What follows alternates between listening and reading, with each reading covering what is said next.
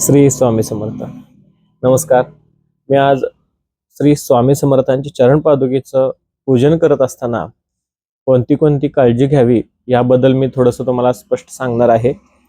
सर्वप्रथम आपण पूजन करत असताना स्वामींची मूर्ती असू दे, स्वामींचे चरण पादुका असू द्यात, तर आपण स्वामींचं पूजन करत असताना चरण पादुकेपासून सुरुवात करायची.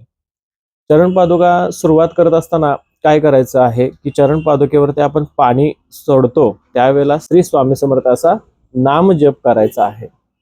ज्यांना पूजनाचे मंत्र येत असतील तर त्यांनी मंत्रही घेऊ शकता.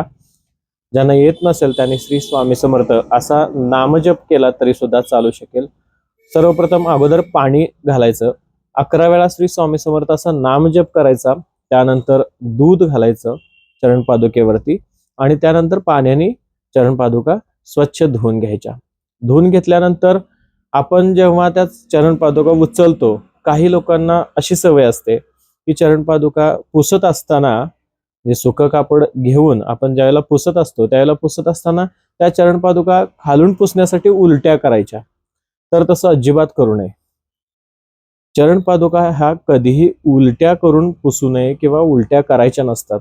त्या तळ हातावरती घेऊन आपलं सुकं कापड हातावरती घ्यायचं, त्याच्यावरती त्या चरण पादुका ठेवायच्या आणि त्याच कपड्यानं चरण पादुका पूर्ण स्वच्छ पुसून घ्यायच्या आहेत. त्यानंतर त्या चरण पादुकांना अत्तर म्हणजे हिना अत्तर व चंदन टिका ही लावून घ्यायचं आहे आणि त्यानंतर मग आपण चरण पादुका ज्या ठिकाणी ठेवतो त्या ठिकाणी ठेवायच्या आहेत आणि त्याच्यावरती फुलं अक्षता व्हायच्या आहेत. त्यानंतर धूप दीप करून स्वामींची आरती घ्यायची आहे.